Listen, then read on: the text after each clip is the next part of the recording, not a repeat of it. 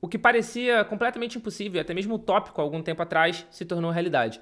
O valor de mercado do Bitcoin, apenas do Bitcoin, ultrapassou o valor de mercado da Bolsa de Valores brasileira. É isso mesmo. Se a gente somar o valor de todas as empresas listadas na B3 e comparar com o valor apenas do Bitcoin, o Bitcoin é maior. E é isso que a gente vai discutir e entender um pouquinho mais os fatores que levaram a isso no vídeo de hoje. Antes de mais nada, eu já quero pedir para você que ainda não é inscrito aqui no nosso canal se inscrever. A gente lançou recentemente o canal do Cointelegraph Brasil e a sua inscrição ajuda muito com que a gente consiga continuar produzindo esses conteúdos por aqui. Então, sem mais delongas, o mercado hoje está dessa forma. Apesar de estar aparecendo vermelhinho aqui, ele está até que bastante positivo. O Bitcoin continua acima dos 52 mil dólares, o Ether também está ali cerca dos 2.800 dólares. Não está com uma performance ruim não nas últimas 24 horas, apesar desse gráfico aqui estar aparecendo tudo vermelho. E a gente consegue ver, abrindo aqui o CoinMarketCap, a gente consegue ver que o Bitcoin, por exemplo, nas últimas 24 horas está quase que estável, né? Está com uma valorização positiva de 0,2%, o Ether com menos de 1% negativo nas últimas 24 horas, ou seja, está bem constante, né? Está bem estável no último dia. Mas, pois bem, o valor do Bitcoin ultrapassou o valor de mercado de todas as empresas listadas na B3. O Bitcoin atualmente está a 52 mil dólares e com mais de 1 trilhão de dólares de capitalização de mercado. Para quem não lembra, capitalização de mercado ou market cap é pegar o valor unitário do ativo e multiplicar pela quantidade daquele ativo em específico em circulação. Então, no caso do Bitcoin, a gente vai pegar 52.247 e vai multiplicar por esse supply circulante, que é o 19.629.612.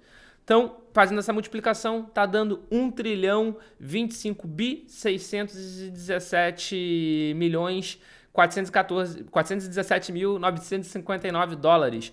E esse valor atualmente confere o Bitcoin o título de 10º maior ativo do mundo, ganhando aqui do fundo da empresa do Warren Buffett, que é um grande crítico do Bitcoin, inclusive, e se aproximando bastante da meta, né? A meta nas últimas 24 horas nos últimos 7 dias está tendo uma valorizaçãozinha, mas está bastante próximo da meta, que é o antigo Facebook, e, sendo bem sincero, tem tudo para passar, assim, na minha opinião, tem tudo para passar nos próximos períodos.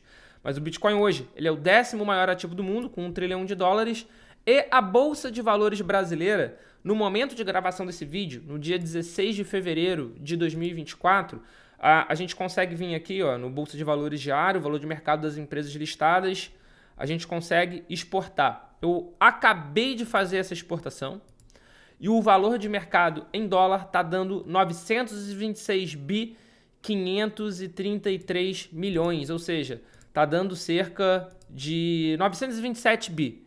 Enquanto o Bitcoin, que nem a gente conseguiu ver, está aqui com cerca de 1 trilhão e 25 bi. Tá ultrapassado já, né? A Bolsa de Valores brasileira já perdeu, se a gente somar todas as empresas do Brasil, já está atrás do Bitcoin. E sem sombra de dúvida, a gente não consegue tirar grande parte dos méritos disso dos ETFs, né? É repetitivo, é cansativo até ficar falando disso. Para vocês também deve ser cansativo ficar escutando. Mas, sem sombra de dúvida, os ETFs de Bitcoin estão tendo um peso muito grande nesse aumento de demanda que está ocasionando aí um aumento do preço do Bitcoin, não só do Bitcoin, mas de todo o mercado cripto de uma forma geral, né? A gente costuma falar que o Bitcoin é a locomotiva desse trem, né? Ele está puxando todo mundo. Se o Bitcoin sobe, as outras criptos também têm a tendência de subir. E algo muito bacana da gente ver é isso daqui, ó. Se a gente comparar os ETFs de Bitcoin com os ETFs de ouro, já está representando quase 30% os ETFs de Bitcoin. Então, isso é um sinal de que a gente ainda tem muita margem de crescimento. Vale ressaltar que hoje o ouro é o maior ativo do mundo, com 13 trilhões de capitalização de mercado, muito distante do segundo e do terceiro, né, que é a Microsoft e a Apple. Mas a gente vê que o Bitcoin, até nessa parte de ETF, ele ainda tem muito mercado, ele ainda tem muito crescimento possível. E a gente tem visto esse crescimento acontecendo dia após dia. Aqui a gente tem duas planilhas, né, muito interessantes, muito legais, que estão fazendo esse acompanhamento diário. Tem pequenas diferenças entre elas, porque provavelmente cada uma está puxando de um lugar específico. Essa aqui é de um brasileiro. E aqui a gente consegue ver o dia a dia, né? Esse daqui a gente consegue ver só o último dia e o sumarizado. Mas se a gente for ver o dia a dia, a gente vai ver, por exemplo, que o ETF de Bitcoin Spot, atualmente, né? Porque ele não era um ETF, ele era um Trust da Grayscale, está perdendo muito mercado. Por que ele está perdendo muito mercado? Aqui no início, 11 de janeiro, que foi o dia inicial de negociação, tinha 619 mil bitcoins. Hoje em dia, dia de ontem, né, no dia 15 de fevereiro, que é quando a gente tem um fechamento certinho, ele já tinha 459 mil. Ou seja, ele tem um delta aí bastante considerável de queda ao longo desse período. Por que ele já perdeu tudo isso? Ele está perdendo aqui, olha, teve dia que ele perdeu 2 mil, 11 mil, 13 mil bitcoins, quase 11 mil bitcoins, 14 mil bitcoins. Por que o ETF da Grayscale está perdendo tanto? Por causa disso daqui. A taxa de administração desse ETF está de 1,5%. Enquanto o do ETF da BlackRock, por exemplo, está de 0,25%. O do ETF da Bitwise está de 0,2%. O ETF da ARK está 0,21%. E da Grayscale está 1,5%. Está completamente fora da realidade dos outros ETFs. Está muito acima. Então a gente está vendo todo dia, sem exceção, está tendo queda. Mas o que a gente consegue ver também é que a queda diminuiu de patamar. Agora, por exemplo, está caindo 1.000, 2.000 por dia. No início estava caindo 10, 15, 14, 10, 13. Então até isso já está dando uma estabilizada. Mas de qualquer forma, mesmo com essa sangria do GBTC, que é o ETF da Grayscale, os outros estão tendo um fluxo positivo que supera muito. Exemplo, até no dia de 15 de fevereiro, o ETF da Grayscale perdeu 2.555 bitcoins. Em contrapartida, os outros ETFs entraram 13.007 bitcoins. Esses 13 mil bitcoins, se a gente diminuir, né, pelo 2.555, a gente tem um delta, a gente tem uma diferença de 10.452 bitcoins. Ou seja, 10.452 bitcoins foi o apetite dos ETFs de Bitcoin no dia 15 de fevereiro. E aí que é a parte mais legal. Quantos bitcoins foram emitidos no dia de ontem? Foram emitidos 900 bitcoins. Valor que vai diminuir no próximo halving, vai diminuir para 450 ali no final de abril, mas hoje são 900.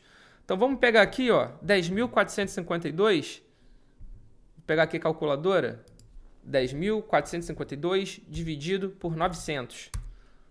São mais de 11 dias de produção de Bitcoin, são mais de 11 dias de mineração de Bitcoin, né, que é a produção de Bitcoin e mineração, simplesmente para suprir a demanda de ontem. E isso está acontecendo aqui, ó, quase que todo dia. Dia 14 foram um pouco menos, foram 6 mil. Dia 13 foram 12 mil. Dia 12, 12 mil. Dia 9, quase 8 mil. O último dia negativo, que a gente pode ver aqui, ó, foi no dia 6 de fevereiro. Tirando o dia 6, o resto é tudo positivo aqui, ó. O resto a gente está numa sequência positiva muito grande. Então, essa demanda, esse apetite dos ETFs de Bitcoin, sem sombra de dúvida, estão ocasionando, sim, um aumento do preço do Bitcoin, estão puxando o preço para cima. E isso foi o que fez com que o Bitcoin ultrapassasse o valor da Bolsa de Valores brasileira.